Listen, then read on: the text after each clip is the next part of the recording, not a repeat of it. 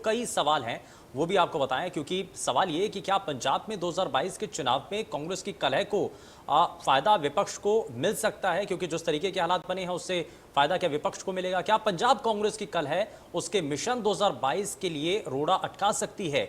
क्या पंजाब कांग्रेस की कलह सुलझाना पार्टी हाईकमान के लिए एक बड़ी चुनौती बनती हुई नजर आ रही है? इन सभी चीजों को लेकर के जरा बात कर लेते हैं। हमारे साथ खास मेहमान कार्यक्रम में जुड़ चुके हैं, कांग्रेस पार्टी से प्रवक्ता रूबी गिल हमारे साथ कार्यक्रम में जुड़ चुके हैं। रूबी जी, बहुत स्वागत है आपका जी कार्यक्रम में। आम आदमी पार्टी से हमारे साथ गुरप्रीत सिंह बुग्गीपुरा हमारे साथ कार्यक्रम में जुड़ चुके हैं। बहुत स्वागत है गुरप्रीत जी आपका कार्यक्रम में। भारतीय जनता पार्टी से हमारे साथ दयाल सोढ़ी कार्यक्रम में जुड़ चुके हैं। दयाल जी, बहुत स्वागत है आपका कार्यक्रम में। तो जरा सबसे पहले जिस तरीके की मौजूदा वक्त में स्थितियां बनी हुई हैं उसको लेकर के जरा सवाल आपसे कर लेता हूं, क्योंकि दयाल सोढ़ी, ये कितना बड़ा चैलेंज है कांग्रेस पार्टी के लिए और कितनी बड़ी अपॉर्चुनिटी है?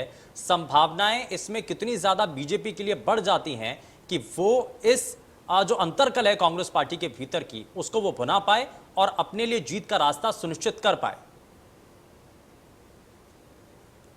दयाल सोढ़ी भाई साहब हाँ जी, देखो जो पंजाब ਦੇ ਵਿੱਚ ਅੱਜ ਕਾਂਗਰਸ ਦੀ ਅੰਦਰੂਨੀ ਲੜਾਈ ਚੱਲ ਰਹੀ ਹੈ, ਇਹਦੇ ਵਿੱਚ ਇਹ ਕਾਂਗਰਸ ਦਾ ਆਪਣਾ ਇੰਟਰਨਲ ਮਾਮਲਾ ਹੈ।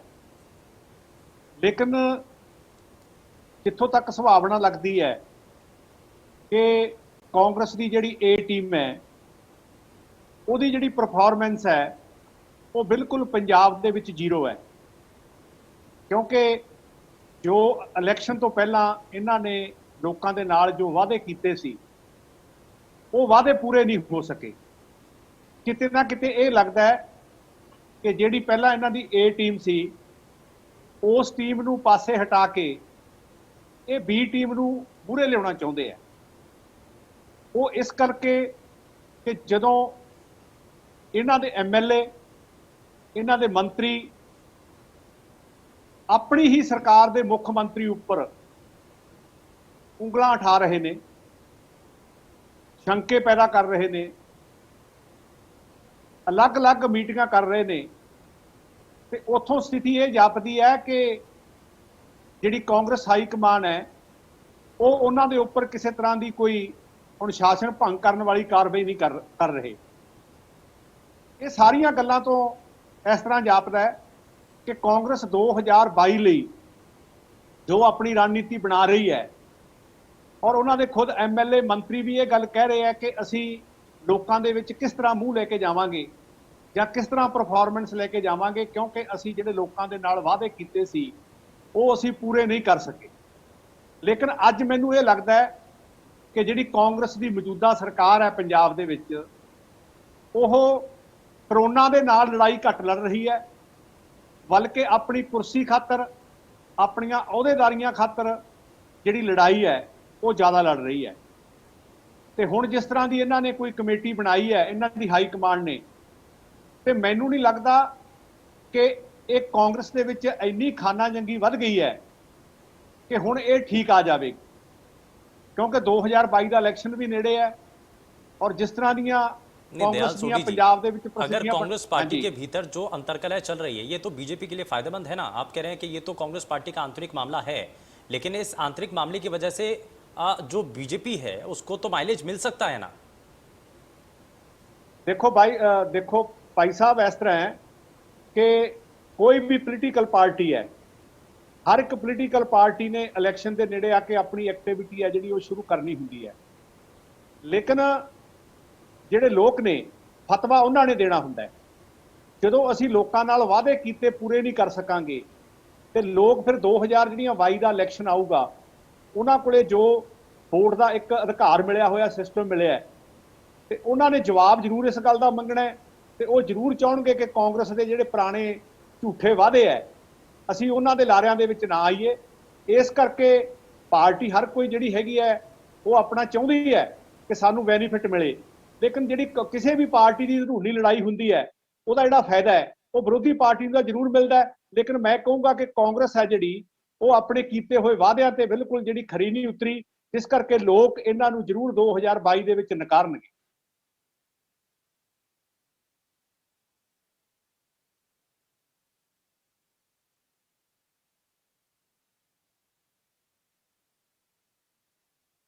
हम ये समझ रहे हैं कि कांग्रेस के भीतर जिस तरीके की अंतर्कलह बनी हुई है, इसमें चीजें चल रही हैं, और आपको नहीं लगता कि 2022 के लिए ये कांग्रेस पार्टी के जो नेता हैं, कार्यकर्ता हैं, सभी के लिए मुश्किल खड़ी कर सकती है? हेलो जी मैनू क्या जी? जी जी रूबी जी। हाँ जी हाँ जी हाँ जी हाँ जी देखिए ਸਭ ਤੋਂ ਪਹਿਲੀ ਗੱਲ ਤਾਂ ਇਹ ਹੈ ਕਿ ਇਹ ਕਾਂਗਰਸ ਪਾਰਟੀ ਦਾ ਇੰਟਰਨਲ ਮੈਟਰ ਹੈ। ਕਾਂਗਰਸ ਪਾਰਟੀ ਹੀ ਇੱਕ ਲੋਕਤੰਤਰ ਹੈ ਕਿ ਕਾਂਗਰਸ ਪਾਰਟੀ ਦਾ ਚਾਹੇ ਕੋਈ ਮਿਨਿਸਟਰ ਹੈ ਤੇ ਚਾਹੇ ਕੋਈ ਸਧਾਰਨ ਵਰਕਰ ਹੈ, ਉਹਨੂੰ ਆਪਦੀ ਗੱਲ ਰੱਖਣ ਦਾ ਮੌਕਾ ਦਿੱਤਾ ਜਾਂਦਾ ਹੈ। ਇਹ ਕੋਈ ਬਾਦਲ ਕੰਪਨੀ ਤਾਂ ਨਹੀਂ ਇੱਕ ਪਰਿਵਾਰ ਦੀ ਕਿ ਜੇ ਕੋਈ ਬ੍ਰਹਮਪੁਰਾ ਸਾਹਿਬ ਜਾਂ ਢੀਂਡਸਾ ਸਾਹਿਬ ਬੋਲੇ ਜਾਂ ਕੋਈ ਹੋਰ ਵਿਚਾਰਾ ਬਜ਼ੁਰਗ ਲੀਡਰ ਬੋਲਿਆ ਤੇ ਉਹਨੂੰ ਪਾਰਟੀ ਚੋਂ ਕੱਢ ਦਿੱਤਾ ਜਾਂਦਾ ਹੈ। ਇਹ ਕੇਜਰੀਵਾਲ ਸਾਹਿਬ ਤਰ੍ਹਾਂ ਤਾਂ ਨਹੀਂ, ਜੇ ਕੋਈ ਬੋਲਿਆ, ਕੁਮਾਰ ਵਿਸ਼ਵਾਸ ਬੋਲਿਆ, ਅਲਕਾ ਲਾਂਬਾ ਬੋਲੀ, ਛੋਟੇਪੁਰ ਸਾਹਿਬ ਬੋਲੇ ਜਾਂ ਘੁੱਗੀ ਸਾਹਿਬ ਬੋਲੇ, ਉਹਨਾਂ ਨੂੰ ਕੱਢ ਦਿੱਤਾ। ਇਹ ਕੋਈ ਭਾਰਤੀ ਜੁਮਲਾ ਪਾਰਟੀ ਤਾਂ ਨਹੀਂ ਕਿ ਜੇ ਕੋਈ ਜਿਹੜੀ ਅਮਿਤ ਸ਼ਾਹ ਤੇ ਮੋਦੀ ਜੀ ਦੇ ਇਸ਼ਾਰਿਆਂ ਦੇ ਨਾਲ ਚੱਲਦੀ ਹੈ। ਇੱਕ ਲੋਕਤੰਤਰ ਹੈ।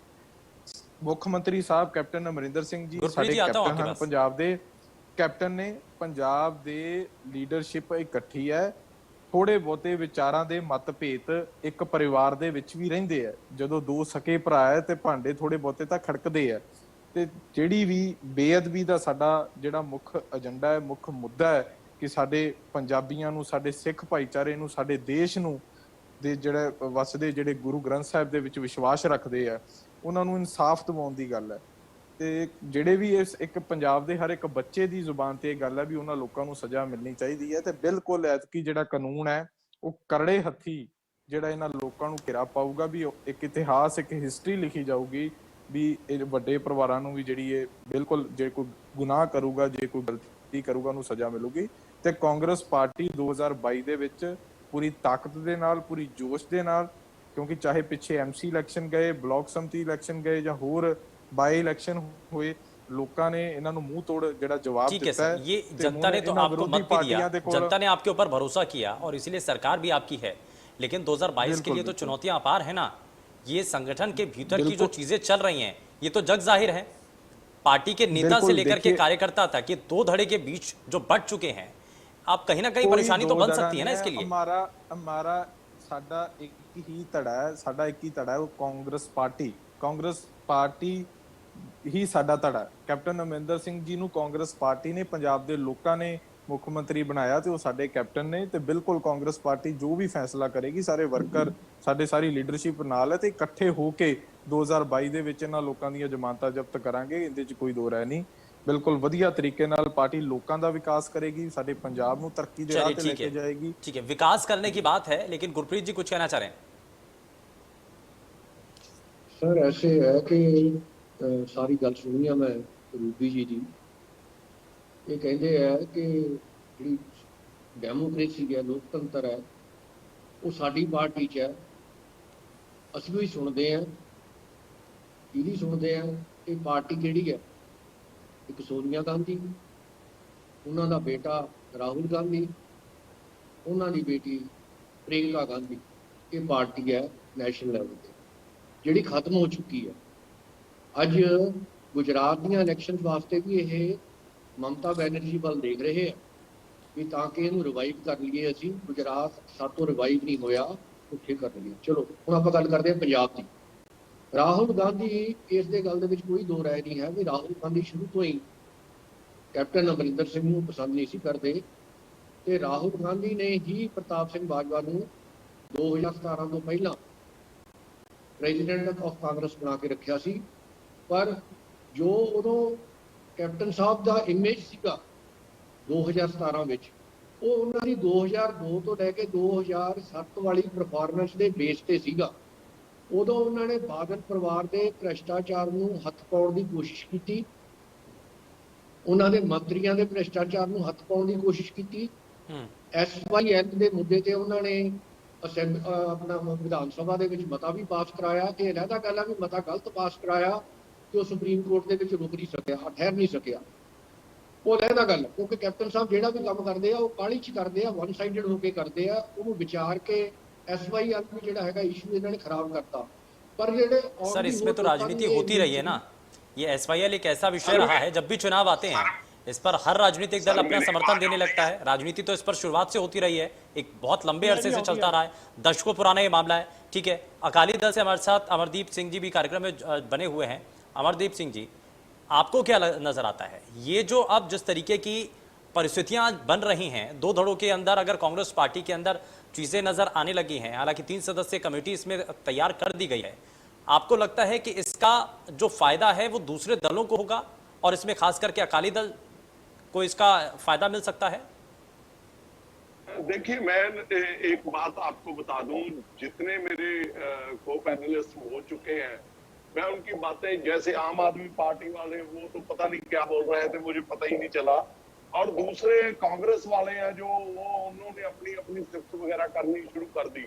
मैं एक ही बात बताना चाहता हूं, आज 2 क्वेश्चन है।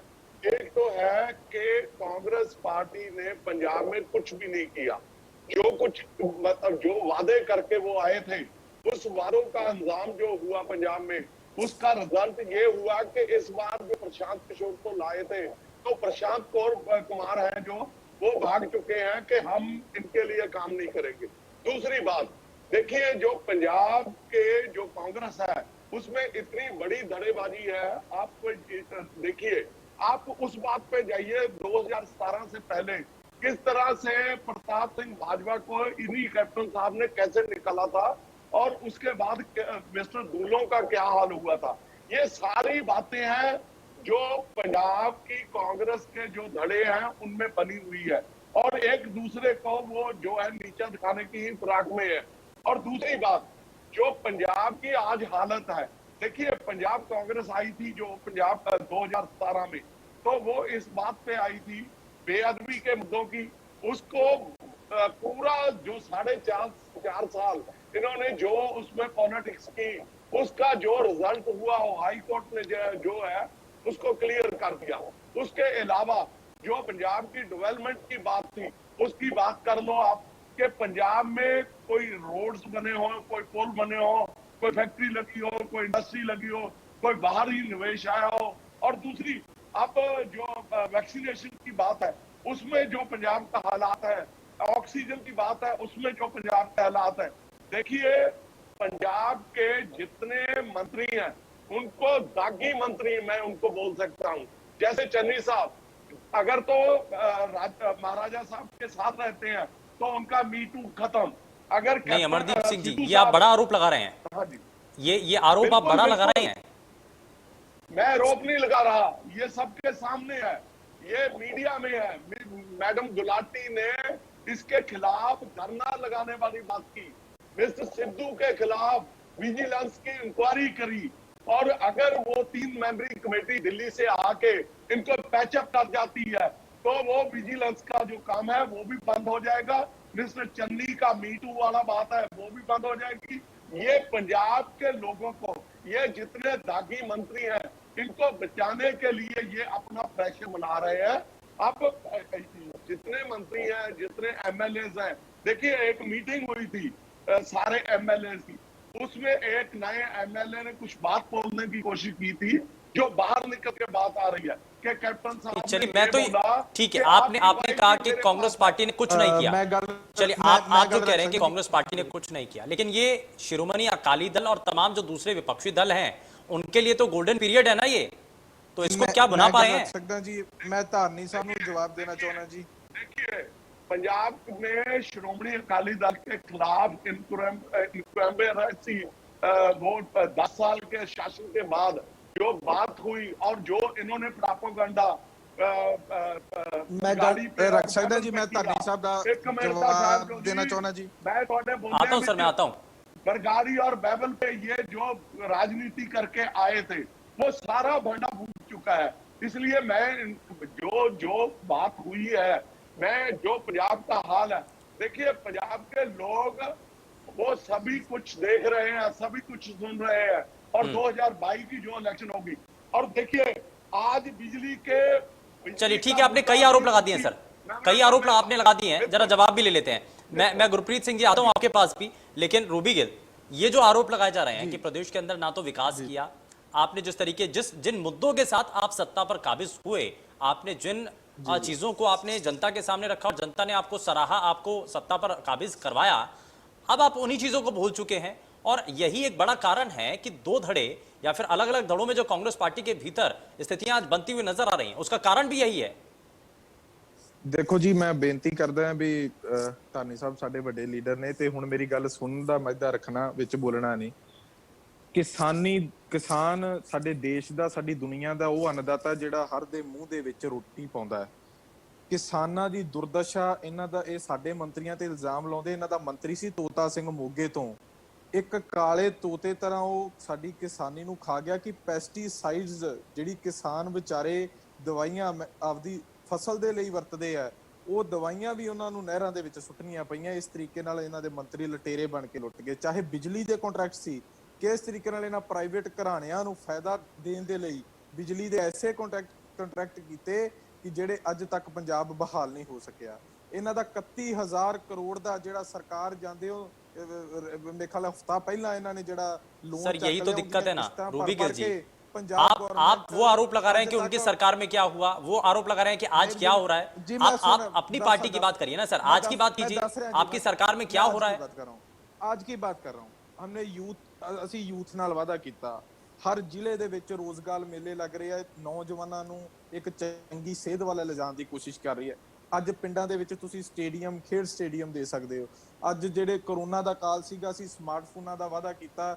ਅਸੀਂ ਹਰ ਬੱਚਿਆਂ ਨੂੰ, ਜਿਹੜੇ ਗਰੀਬ ਪਰਿਵਾਰ ਕਰੋਨਾ ਦੇ ਵਿੱਚ ਵਿਚਾਰੇ ਪੜ੍ਹਾਈ ਨਹੀਂ ਕਰ ਸਕਦੇ ਸੀਗੇ, ਉਹਨਾਂ ਨੂੰ ਸਮਾਰਟਫੋਨ ਦਿੱਤੇ। ਇਹਨਾਂ ਦੇ ਵੇਲੇ ਪੈਨਸ਼ਨ ਸੀ 250 ਰੁਪਈਆ ਬੁਢਾਪਾ ਪੈਨਸ਼ਨ, ਤੇ ਉਹ ਵੀ ਇਹਨਾਂ ਦੇ ਸਰਪੰਚ ਲੁੱਟ ਕੇ ਖਾ ਜਾਂਦੇ ਸੀ। ਹੁਣ ਸਿੱਧੀ ਆਨਲਾਈਨ ਪੈਨਸ਼ਨ ਜਿਹੜੇ ਬਜ਼ੁਰਗਾਂ ਦੇ ਖਾਤਿਆਂ ਦੇ ਵਿੱਚ ਆਉਂਦੀ ਹੈ, ਤੇ ਉਹਨਾਂ ਨੂੰ ਜਿਹੜੀ 1500 ਰੁਪਏ ਹੁਣ ਅੱਜ ਦੀ ਡੇਟ ਦੇ ਵਿੱਚ ਪੈਨਸ਼ਨ ਮਿਲ ਰਹੀ ਹੈ। ਦੇਖੋ ਇੱਕ ਇਸ ਤਰੀਕੇ ਦੇ ਨਾਲ ਚਾਹੇ ਅੱਜ ਤੁਸੀਂ ਸਾਡੀ ਐਜੂਕੇਸ਼ਨ ਲੈਵਲ ਦੇਖੋ, ਚਾਹੇ ਸਾਡੇ ਪੰਜਾਬ ਦੇ ਸਮਾਰਟ ਸਕੂਲ ਵੇਖੋ, ਸਾਡੀ ਸਿਹਤ ਸੇਵਾਵਾਂ ਦੇਖੋ। ਪੰਜਾਬ ਦੀ ਸਿਫਤ ਨਰਿੰਦਰ ਮੋਦੀ ਨੇ ਵੀ ਕੀਤੀ ਹੈ। ਸਾਡਾ ਉਹ ਵਿਰੋਧੀ ਹੈ ਤੇ ਬਿਲਕੁਲ ਰਹਿਣਾ ਵੀ ਹੈ, ਪਰ ਉਹਨੇ ਸਿਫਤ ਕੀਤੀ ਹੈ ਕਿ ਪੰਜਾਬ ਦੇ ਮਾਡਲ ਨੂੰ ਸਾਰੇ ਦੇਸ਼ ਨੂੰ ਅਪਣਾਉਣਾ ਚਾਹੀਦਾ ਵੀ ਕਿਸ ਤਰੀਕੇ ਨਾਲ ਸਿਹਤ सेवावां उन्होंने दी। ठीक है, मैं एक एक करके जरा जल्दी से रिएक्शन लेता हूं। पंजाब आगे चल रहा है। ठीक है, दयाल सोढ़ी, ये तो कहा जा रहा है कि देश भर के अंदर पंजाब का जो मॉडल है उसको अपनाना चाहिए, लेकिन दूसरी तरफ विपक्षी खेमा, और चाहे वो भारतीय जनता पार्टी हो या फिर शिरोमणि अकाली दल हो, लगातार ये आरोप लगा रहे हैं कि ये तो काम हुआ ही नहीं ना।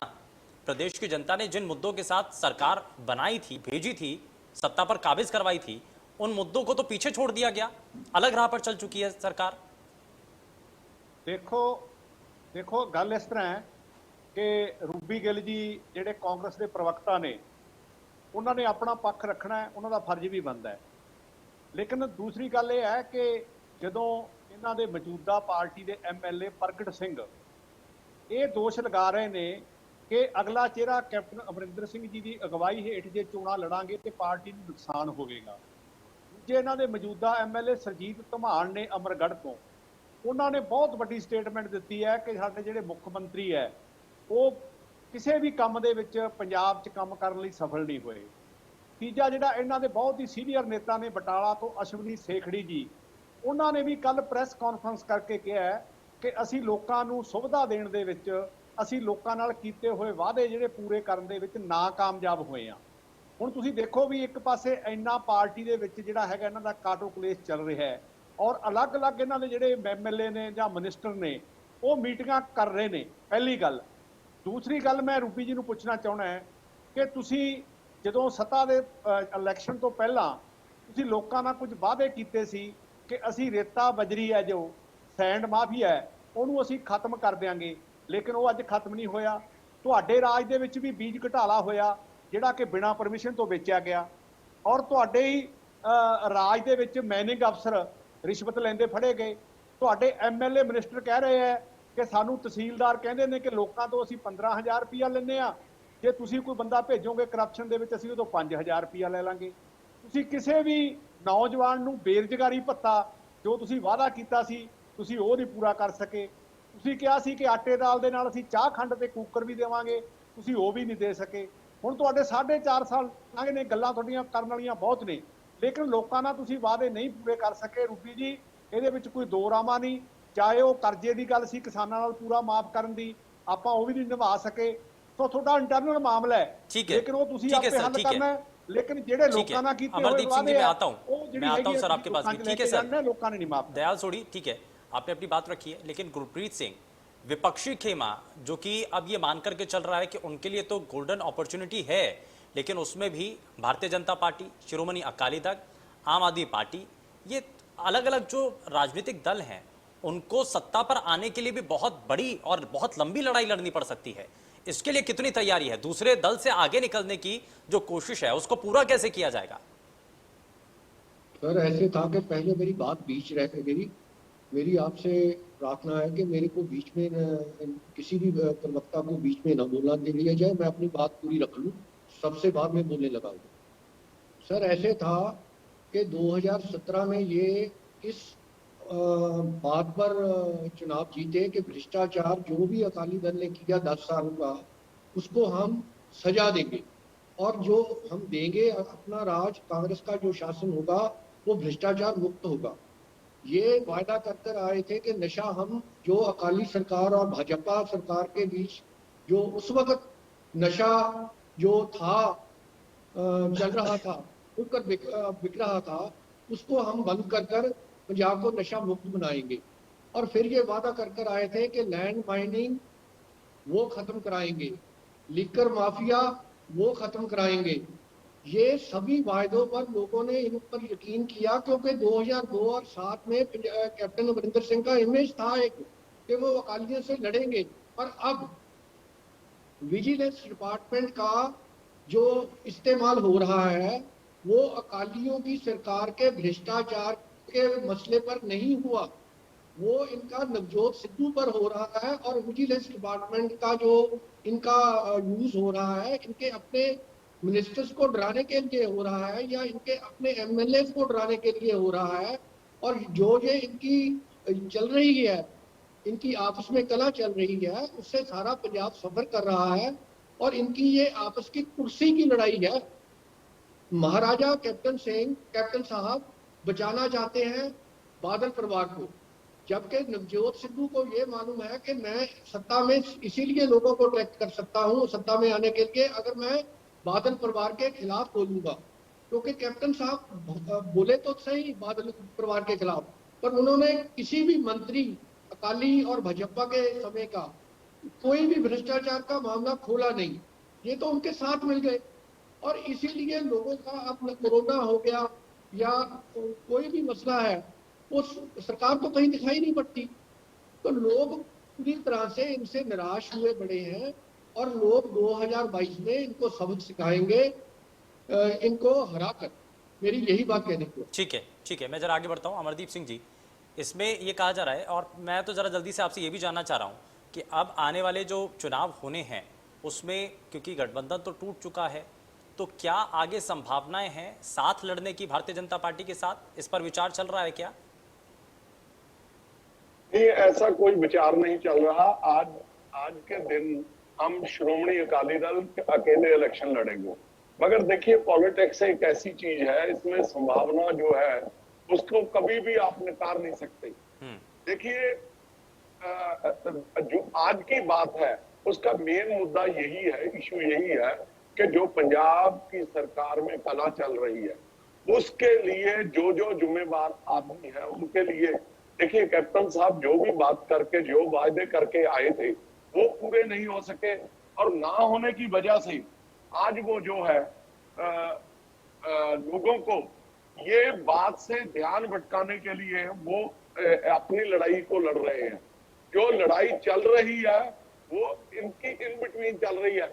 ये दयाल सोढ़ी जी बोल रहे थे कि उनको जो इनके एमएलए हैं, मंत्री हैं, उन्होंने इनके खिलाफ मोर्चा खोल रखा है। जो आज की बात है, आज आपने देखा होगा कि मनप्रीत बादल के खिलाफ बठिंडा में उनके रूरल के जो एमएलए हैं लाठी, उन्होंने एक उन्होंने मोर्चा खोल रखा है। वो कहते हैं कि जो इन्होंने किया है मैं लोगों के सामने लाऊंगा। मैं, इसका मतलब ये है वो लाएगा या नहीं लाएगा। कोई बात तो है मनप्रीत बादल के खिलाफ, जो करप्शन है या जो कोई भी बात है। देखिए, मनप्रीत बादल आज देखिए बात जब आपने देखा होगा कि इस बार जब बजट पेश हुआ था तो मनप्रीत बादल ने एक बात कही थी कि मेरा ये जिंदगी का लास्ट बजट है। इतने फ्रस्ट्रेट हो चुके थे। इसलिए देखिए पंजाब ये रूबी जी बात कर रहे हैं, मैं पूछना चाहता हूं इनसे कि पंजाब की सरकार के टाइम पे कितनी इलीगल डिस्टिलरीज बढ़ी गई है, कितनी इलीगल जो है एमएलए पे एलिगेशन लगे हैं, जो इन्होंने शराब माफिया चला रखा था, रेत माफिया चला रखा था, बजरी माफिया चला रखा था, और सारे का सारा आना था, वो सारे का सारा इनके मंत्री खा रहे थे। और कैप्टन साहब उनके चुपचाप अपने ऑफिसर्स के साथ फाइलें बना रहे थे, और उनकी फाइलें बनी हुई है, कोई बोल नहीं सकता। जब कोई बोलने की कोशिश करता है उसकी फाइल बाहर निकाल ली जाती है। और ये क्यों हो रहा है? क्योंकि पंजाब में देखिए, मैं एक बात कह के बात को खत्म करता हूं कि अगर घर में आपके फाइनेंशियल क्राइसिस हो तो सारा कुछ खराब हो जाता है, घर खराब हो जाता है। वही बात जो पंजाब में है, आज पंजाब में फाइनेंशियल क्राइसिस है। इसके लिए तो पिछली सरकारों को ही दोष दिया जा रहा है ना, कि बिल्कुल भी आर्थिक तंगी जो आज नजर आ रही है वो पिछली सरकारों की वजह से है। नहीं, मैं बताता हूँ। आप क्या की रिपोर्ट पढ़िए, 31,000 करोड़ की बात करते हैं। जो कर्जा लेते हैं, कोई भी लोन लिया जाता है वो डेवलपमेंट के लिए लिया जाता है। उसके बाद इन्होंने जो कर्जा लिया है वो कितना है? अब 200 करोड़ के ऊपर पहुंच चुका है। तो इन्होंने उस कर्जे को कहां लगाया? कर्जे से लेकर के और मनप्रीत बादल के ऊपर जो आरोप लग रहे हैं, रूबी गिल, इन सब को लेकर के कांग्रेस पार्टी को जवाब तो देना पड़ेगा ना। आप ये बेशक कहते हैं कि आंतरिक मामला है, लेकिन सरकार भी तो आपकी है ना। जी। लेकिन अब अगर एक मंत्री के ऊपर विधायक ही, आपकी पार्टी के विधायक आरोप लगाएंगे तो सवाल तो खड़े होंगे। ਸਭ ਤੋਂ ਪਹਿਲੀ ਗੱਲ ਹੀ ਮੈਂ ਕਹਿ ਚੁੱਕਿਆ ਕਿ ਇਹ ਬਾਦਲ ਪਰਿਵਾਰ ਦੀ ਕੰਪਨੀ ਨਹੀਂ ਕਿ ਜੇ ਕੋਈ ਬੋਲਿਆ ਤੇ ਉਹਨੂੰ ਝੱਟ ਬਾਹਰ ਕੱਢਤਾ। ਇਹ ਕੋਈ ਅਮਿਤ ਸ਼ਾਹ ਜਾਂ ਮੋਦੀ ਹੋਣਾ ਦੀ ਪਾਰਟੀ ਨਹੀਂ, ਇਹ ਕਾਂਗਰਸ ਪਾਰਟੀ ਦਾ ਲੋਕਤੰਤਰ ਹੈ। ਕੋਈ ਬੋਲ ਸਕਦਾ ਹੈ, ਅਧਿਕਾਰ ਹੈ। ਇਹ ਕਾਂਗਰਸ ਪਾਰਟੀ ਦਾ ਮੈਟਰ ਹੈ, ਇਹਨਾਂ ਨੂੰ ਟੈਨਸ਼ਨ ਲੈਣ ਦੀ ਲੋੜ ਨਹੀਂ। ਪਹਿਲਾਂ ਆਪਦੇ ਜਿਹੜੇ ਬਜ਼ੁਰਗ ਲੀਡਰਾਂ ਨੂੰ ਇਹਨਾਂ ਨੇ ਧੱਕੇ ਮਾਰ ਕੇ ਕੱਢਿਆ, ਪਹਿਲਾਂ ਉਹਨਾਂ ਦਾ ਸਨਮਾਨ ਤਾਂ ਕਰ ਲਓ। ਦੂਜੀ ਗੱਲ, ਇਹ ਮਾਈਨਿੰਗ ਦੀ ਗੱਲ ਕਰ ਰਹੇ ਸੀ। ਅਕਾਲੀ ਦਲ ਦੀ 10 ਸਾਲ ਦੀ ਗਵਰਨਮੈਂਟ ਚ ਕਦੀ 40 ਕਰੋੜ ਤੋਂ ਉੱਪਰ ਮਾਈਨਿੰਗ ਦਾ ਰੈਵਨਿਊ ਨਹੀਂ ਆਇਆ। ਅੱਜ 350 ਕਰੋੜ ਤੋਂ ਲੈ ਕੇ 500 ਕਰੋੜ ਰੈਵਨਿਊ ਆ ਰਿਹਾ। ਤੁਸੀਂ ਜਦੋਂ ਮਰਜ਼ੀ ਸਰਕਾਰ ਦੇ ਕਾਗਜ਼ਾਤ ਤੁਸੀਂ ਆਰਟੀਏ ਲਗਾ ਕੇ ਲੈ ਸਕਦੇ ਹੋ। ਅੱਜ ਜਿਹੜਾ ਲਿਕਵਰ ਦਾ ਜਿਹੜਾ ਸਾਡਾ ਰੈਵਨਿਊ ਹੈ, ਸ਼ਰਾਬ ਦਾ ਰੈਵਨਿਊ, ਉਹ 3500 ਕਰੋੜ ਸੀਗਾ ਅਕਾਲੀ ਦਲ ਦੀ ਗਵਰਨਮੈਂਟ ਚ, ਜਿਹੜਾ ਅੱਜ 6500 ਤੋਂ ਲੈ ਕੇ 7500 ਕਰੋੜ ਦੇ ਕਰੀਬ ਆ ਰਿਹਾ ਹੈ। ਅੱਜ ਇਹਨਾਂ ਵਾਂਗ ਨਹੀਂ ਕਿ ਆ ਫਲਾਣੀ ਖੱਡ ਮਜੀਠੀਏ ਨੇ ਲੈ ਲਈ ਤੇ ਆ ਮਾਲਵੇ ਦੀ ਜਿਹੜੀਆਂ ਖੱਡਾਂ ਨੇ ਸੇਖੋ ਸਾਹਿਬ ਤੇ ਨੋਨੀ ਹੋਣਾ ਨੇ ਲੈ ਲੀਆਂ। ਇਸ ਤਰੀਕੇ ਨਾਲ ਪੰਜਾਬ ਨੂੰ ਨਹੀਂ, ਅੱਜ ਪੰਜਾਬ ਇੱਕ ਲਾਈਨ ਤੇ ਗਿਆ ਹੈ। ਅੱਜ ਪੰਜਾਬ ਤਰੱਕੀ ਦੇ ਰਾਹ ਤੇ ਗਿਆ ਹੈ। ਜਿਸ ਤਰੀਕੇ ਨਾਲ ਇਹ ਪੰਜਾਬ ਨੂੰ ਲੁੱਟ ਕੇ ਗਏ ਸੀ, ਖੋਖਲਾ ਕਰਕੇ ਗਏ ਸੀ, ਅੱਜ ਲੀਹਾਂ ਤੇ ਚੜਾਉਣ ਦੀ ਅਸੀਂ ਕੋਸ਼ਿਸ਼ ਕਰ ਰਹੇ ਹਾਂ। ਤੇ ਜਿਹੜੀ ਆਉਣ ਵਾਲੇ ਟਾਈਮ 'ਚ 2022 'ਚ ਲੋਕ ਸਾਨੂੰ ਸਾਥ ਵੀ ਦੇਣਗੇ। ਹੁਣ ਮੈਂ ਸੋਢੀ ਸਾਹਿਬ ਦੀ ਗੱਲ ਕਰਨਾ ਚਾਹੁੰਦਾ ਸੀ, ਇਹ नरेंद्र मोदी जी की गल कर रहे थे। आज यूपी दे नहीं तो सर एक सवाल का जवाब दीजिए रूबी के। ये जो विधायक के द्वारा जो सवाल उठाए जा रहे हैं, मंत्री के ऊपर जो आरोप लगाए जा रहे हैं, विपक्षी खेमा मांग रहा है कि इस पर जवाब तो दीजिए सरकार। तो क्या इस पर कहेंगे? स्टेटमेंट तो देंगे ना, कुछ जवाब तो दिया जाएगा ना। ਇਹ ਕੌਣ ਹੁੰਦੇ ਆ ਜੀ ਸਾਡੇ ਤੋਂ ਜਵਾਬ ਮੰਗਣ ਵਾਲੇ? नहीं तो प्रदेश की जनता को तो जवाब देंगे सर। बिल्कुल प्रदेश की जनता ਨੂੰ ਅਸੀਂ ਜੋ ਜਵਾਬ ਦੇਣੇ ਆ। ਕਾਂਗਰਸ ਪਾਰਟੀ ਇਕਜੁੱਟ ਹੈ। ਥੋੜੀ ਬਹੁਤੀ ਪਰਿਵਾਰਾਂ 'ਚ ਜਦੋਂ ਜਿਹੜਾ ਕਹਿੰਦੇ ਨਾ ਵੀ ਜ਼ਿੰਦਗੀ 'ਚ ਮੀਨਾ ਬੰਦਾ ਹੁੰਦਾ ਹੈ, ਉਹ ਹਮੇਸ਼ਾ ਨੁਕਸਾਨ ਕਰਦਾ ਹੈ। ਤੇ ਜਿਹੜਾ ਖੁੱਲ ਕੇ ਬੋਲਤਾ ਉਹਦੇ ਦਿਲ 'ਚ ਕੁਝ ਨਹੀਂ ਹੁੰਦਾ। ਕਾਂਗਰਸ ਪਾਰਟੀ ਖੁੱਲ ਕੇ ਬੋਲਦੀ ਹੈ, ਇਹ ਲੋਕਾਂ ਦੀ ਪਾਰਟੀ ਹੈ ਤੇ कोई इनदे दे विच अच्छा क्या हुआ क्या है सर? मंत्री के ऊपर अगर किसी भी प्रदेश के अंदर या देश के अंदर किसी भी मंत्री के ऊपर अगर कोई एलिगेशन लगाता है तो वो कोई ना कोई तो आधार है सर। देखो मैं ਤੁਹਾਨੂੰ ਇਹੋ ਕਹਿ ਰਿਹਾ ਕਿ ਰਾਜਨੀਤੀ ਦੇ ਵਿੱਚ ਥੋੜੀਆਂ ਬਹੁਤੀਆਂ ਗੱਲਾਂ ਹੁੰਦੀਆਂ ਰਹਿੰਦੀਆਂ, ਮਨ ਮਟਾਵ ਹੁੰਦੇ ਰਹਿੰਦੇ ਆ। ਉਹ ਅਸੀਂ ਬੈਠ ਕੇ ਕਲੀਅਰ ਕਰ ਰਹੇ ਹਾਂ। ਉੱਥੇ ਮੌਕੇ ਤੇ ਕੈਪਟਨ ਸੰਦੀਪ ਸੰਧੂ ਜੀ ਗਏ ਆ ਤੇ ਬਿਲਕੁਲ ਜਿਹੜੇ ਉਹਨਾਂ ਦੇ ਇਸ਼ੂ ਸੀਗੇ ਉਹ ਸੁਣੇ ਗਏ ਆ, ਉਹਨਾਂ ਨੂੰ ਸੋਲਵ ਕੀਤਾ ਗਿਆ ਤੇ ਕੋਈ ਉਹਨਾਂ ਦੀ ਗੱਲ ਨਹੀਂ ਕਿ ਉਹ ਇਕੱਠੇ ਮਨਪ੍ਰੀਤ ਬਾਦਲ ਜੀ ਦੇ ਨਾਲ ਤੁਹਾਨੂੰ ਅਗਲੇ ਦਿਨਾਂ 'ਚ ਦੱਸਣਗੇ। ਇਸ ਚੀਜ਼ 'ਚ ਕੋਈ ਰੌਲਾ ਨਹੀਂ। ਮੈਂ ਸੋਢੀ ਸਾਹਿਬ ਨੂੰ प्लीज जवाब देना चाहना जी, प्लीज। मैं उन्होंने मुद्दा चक्या सी। सोढी साहब आज नरेंद्र मोदी। अच्छा ठीक है, मैं जरा जल्दी से एक सवाल का और जवाब ले लेता हूं आपसे। एक सवाल का और जवाब ले लेता हूं। 3 सदस्यीय कमेटी तैयार की गई है जो ये मनमुटाव चल रहा है, जो आपसी तनातनी है, उसको दूर करने के लिए ये कमेटी गठित कर दी गई है आलाकमान के द्वारा। आपको लगता है कि इससे कुछ होने वाला है, इससे कुछ चीजें या कुछ मनमुटाव अक्सर हो जाता है, साथ में काम कर रहे होते हैं तो परेशानियां हो जाती हैं, तो क्या इससे दूर हो सकता है? ये ठीक है?